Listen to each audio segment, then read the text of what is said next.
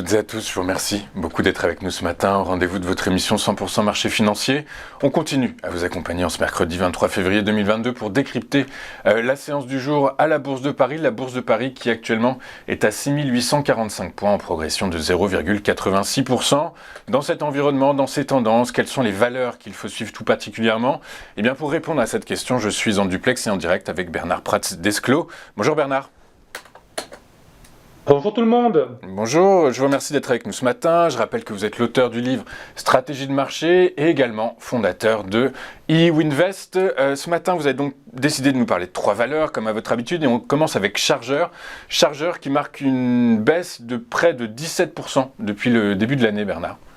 C'est ça, en fait, c'est une action qui, à la surprise générale, parce que c'est une vieille action, je dirais presque pour les vieux investisseurs, et qui avait trouvé une nouvelle phase dynamique depuis un certain nombre de mois et qui présentait en fait une construction haussière très intéressante. Mais il y a souvent un mais en bourse. Depuis le mois d'octobre 2020, on est dans une sortie, dans une phase de repli donc baissier. En fait, on a une sortie à la hausse très active où les acheteurs, justement, qui avaient hésité à acheter les 20 euros, les 25 euros, ont voulu acheter sous les 29 euros, ils se sont fait piéger. Depuis, c'est une valeur qui s'est quand même repliée de 28%. Donc c'est significatif et de 17 comme vous le disiez depuis le 1er janvier. Mais ce qui est tout à fait remarquable, et c'est ce qui va nous intéresser en fait aujourd'hui, c'est que cette correction est faite de manière très simple mais très efficace avec des niveaux très marqués, des niveaux support, résistance, horizontaux très clairs qui vont nous être très utiles justement pour repérer les zones les plus intéressantes sur lesquelles nous pourrions travailler cette valeur sur les journées ou sur les semaines à venir. Donc, à court terme, très clairement, phase corrective, elle est très entamée, très sérieuse, mais depuis 2 jours, on est sur un niveau très intéressant. On est sur un niveau qui est très intéressant, avec des indices qui ont des accélérations à la baisse très fortes, et pourtant, on est sur une action qui vient s'appuyer sur un niveau support très important, qui est situé sur les 20,68 euros.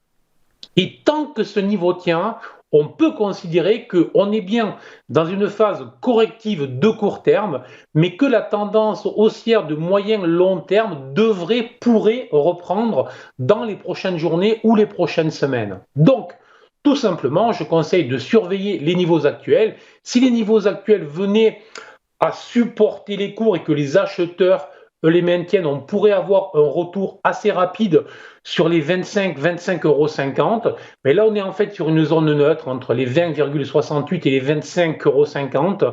Et il faudrait dépasser ce niveau des 25,50 € pour retrouver une réelle dynamique à l'achat. Donc, je conseille vraiment de surveiller le support des 20,68 €. Si l'on reste au-dessus, on est en zone neutre avec un objectif rapide sur les 25 euros. Si jamais on venait à clôturer sous ce niveau-là dans les prochaines journées, là on pourrait avoir une dégradation plus sérieuse.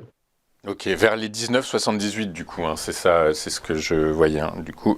Exactement. Ok, c'est ça. très clair. Merci beaucoup Bernard pour Chargeur. Juste une question, est-ce que dans un environnement qui commence à être un peu délicat à cause des tensions en Ukraine, eh bien, la probabilité que le cours aille chercher les 20,68 plutôt que les 25,50 est plus importante, selon vous? Alors, vous venez exactement de dire, c'est qu'on est vraiment dans un environnement très compliqué, très délicat, très géopolitique. Alors, sur le plan technique, pour les indices, il y a des choses très intéressantes puisqu'en fait, les supports ont été très largement enfoncés entre vendredi et lundi. La problématique qu'il y a, c'est que hier, avec une accélération baissière, on a vu les acheteurs se présenter, ce qui rappelle un comportement que l'on connaît depuis maintenant 2 ou 3 ans, où chaque fois que l'on enfonce des supports, les acheteurs viennent.